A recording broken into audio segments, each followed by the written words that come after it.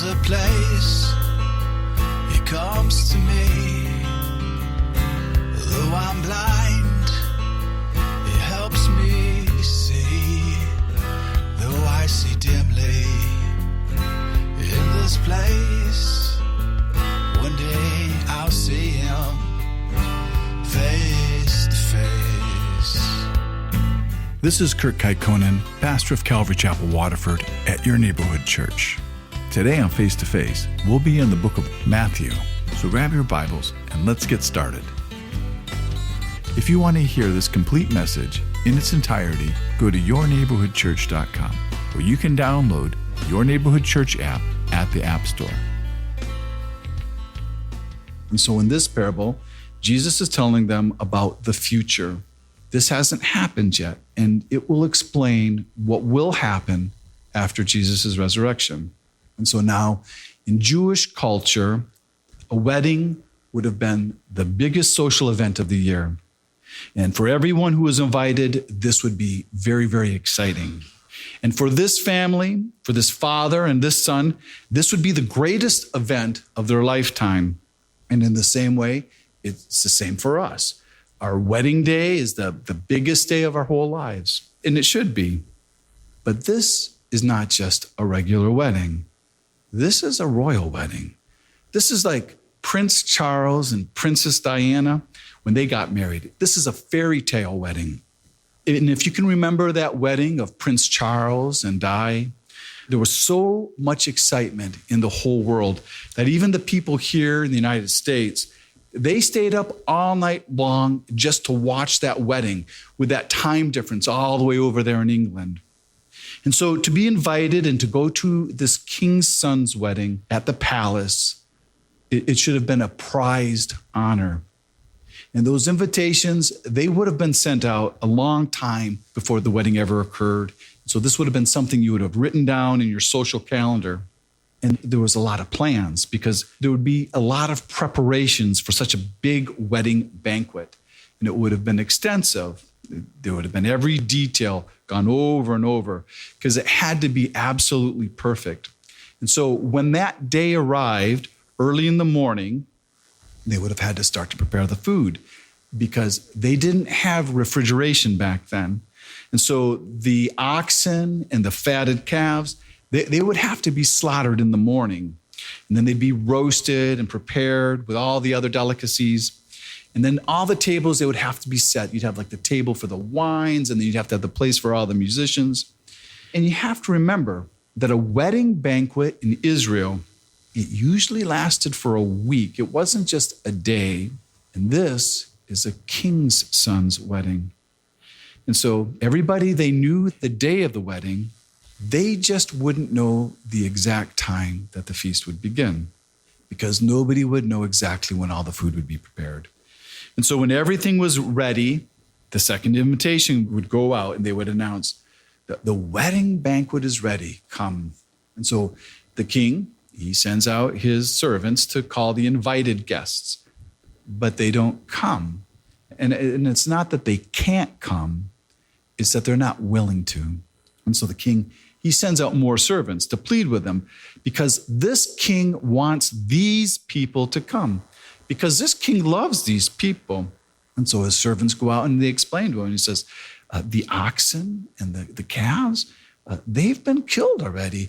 It's already started. The king really can't undo it. And it's not that he would, but this is not reasonable. And they made light of it. And they put this wedding lower than just their daily work, working on the farm, feeding the goats or whatever they had. They didn't have pigs. I'd say pigs, but the Jews don't have pigs. And so what they're doing is they're disrespecting their king, and they're disrespecting the king's son, the prince. And you know, very often a father will take so much disrespect. But when you disrespect a father's son for no reason, most fathers, they won't tolerate it. And so this king, he's furious. And he's furious at these guests. And these guests, they've brought this judgment on themselves. And so the king, he destroys them and he burns their city. And he calls them murderers. And then he says, because they are not worthy to go to his son's banquet. Okay, so now let's look at these things. Let's look at what these things mean.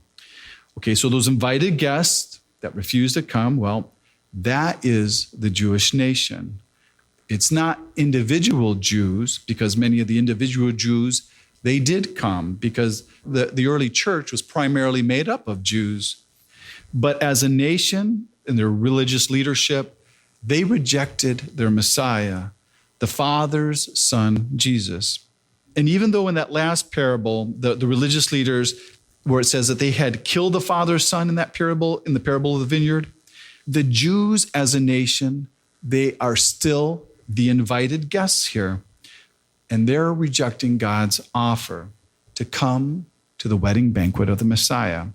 And so they insulted their king, and they've insulted their son Jesus, and they won't come to his wedding. And then they begin to beat and to kill those who he sent to them. And so this is exactly what we see happen when you read the first 7 chapters of the book of Acts. Because the apostles, they're the ones who brought this invitation to the Jewish nation. And they rejected the king's servants, the apostles who were sent to the Jews. And they didn't receive them. And they didn't receive that invitation to Christ. Instead, they persecuted the apostles and they killed them. So after these invited guests, this Jewish nation, rejected their invitation, then God, he sends out his invitation to anyone who will come, to anyone, bad or good, to the Jew or to the Gentile. And we also see this happen in the book of Acts, because up until this time, nobody in Israel would have ever thought a Gentile could be saved. But since those invited guests, those first guests, they weren't worthy, the Jews in Israel as a nation, it was destroyed. And that's what happened in 70 AD, 35 years after Jesus had died and was resurrected. So Jerusalem, it was destroyed by Rome, and most of the Jews, they had been deported, and Israel was no longer a nation. But after that, the apostles' invitation, it goes out through the whole known world.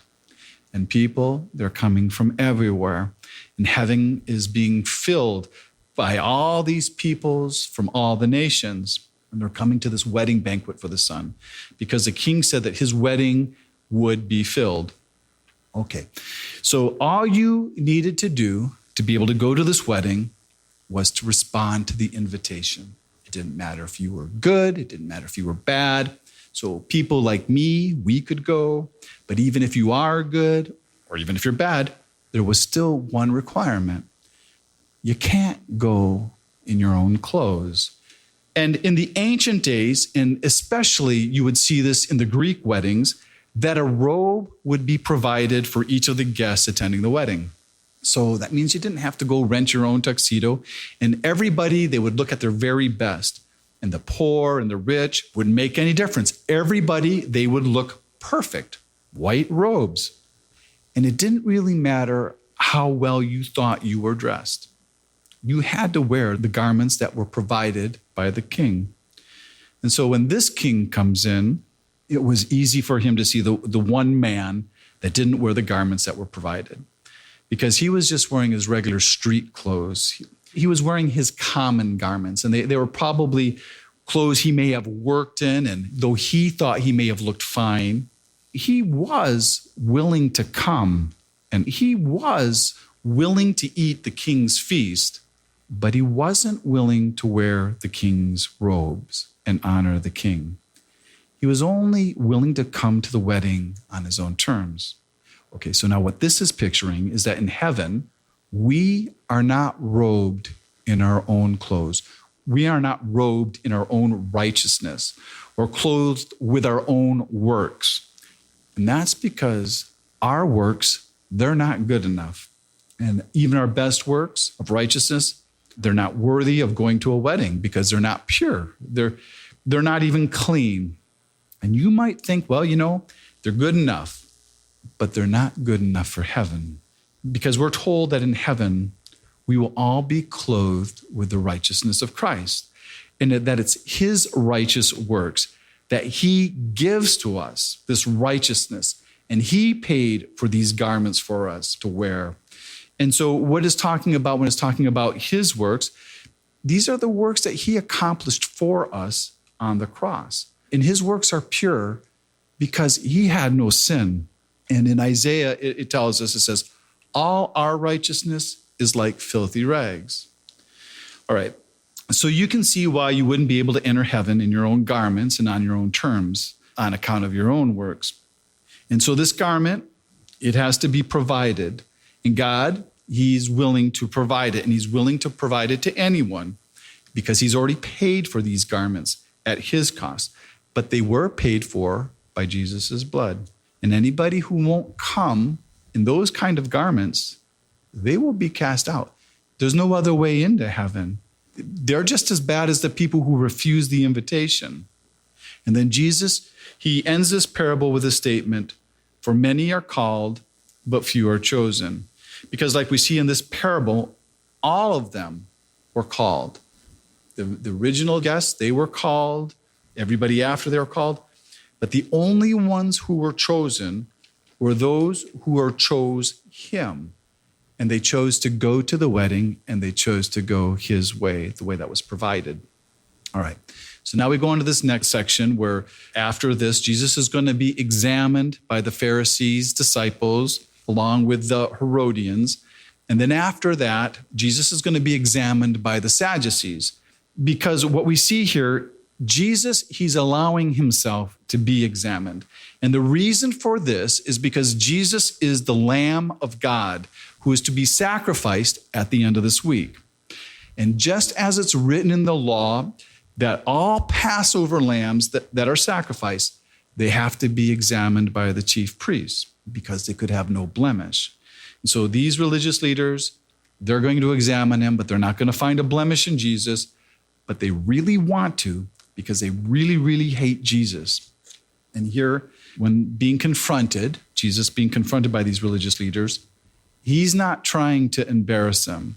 He's still trying to win them over to the truth so that they can still believe in him. And they're going to bring their questions. And all the questions that they bring, they've been designed to trap Jesus. So we start here with the Pharisees' disciples and with the Herodians.